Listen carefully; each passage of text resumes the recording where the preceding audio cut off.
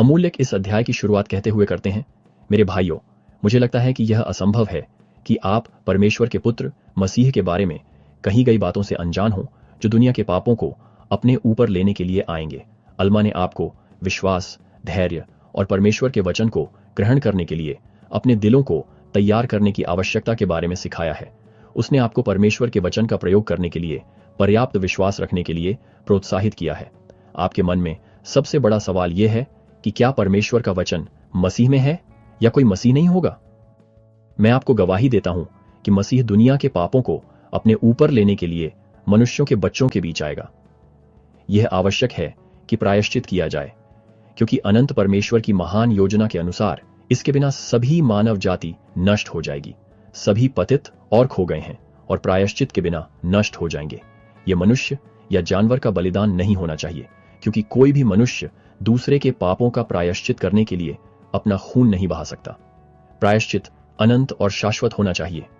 मूसा की व्यवस्था ने उस महान और अंतिम बलिदान परमेश्वर के पुत्र की ओर इशारा किया, जिसका बलिदान व्यवस्था को पूरा करेगा।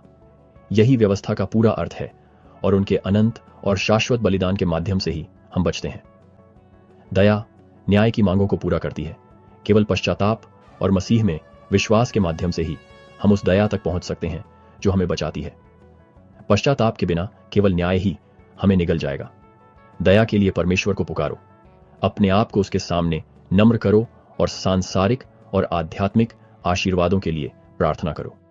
खेतों में, अपने घरों में और मुसीबत के समय प्रार्थना करो, लेकिन याद रखें, आपकी प्रार्थनाएं सच्ची होनी चाहिए। यदि आप जरूरतमंदों और पीड़ितों को दूर कर देते हैं तो आपकी प्रार्थनाएं व्यर्थ हैं। अब पश्चाताप का समय है। बहुत देर होने तक इंतजार मत करो। यदि आप अपने पश्चाताप के दिन को टालते हैं तो शैतान की आत्मा आप पर शक्ति रखेगी। परमेश्वर अपवित्र मंदिरों में वास नहीं करेगा। यदि आप स्वयं को नम्र करते हैं, प्रार्थना करते हैं और पश्चाताप करते हैं तो आप परमेश्वर से मिलने के लिए तैयार होंगे। उसके सामने भय के साथ अपने उद्धार के लिए काम करो। जागते रहो और प्रार्थना में लगे रहो। धैर्य के साथ सभी प्रकार के कष्टों को सहन करो, क्योंकि अंत में तुम अपने सभी कष्टों से विश्राम पाओगे। मैं आपको आगे आने और अभी पश्चाताप करने के लिए प्रोत्साहित करता हूं। देर मत करो। अब समय है कि मनुष्य परमेश्वर से मिलने की तैयारी करें।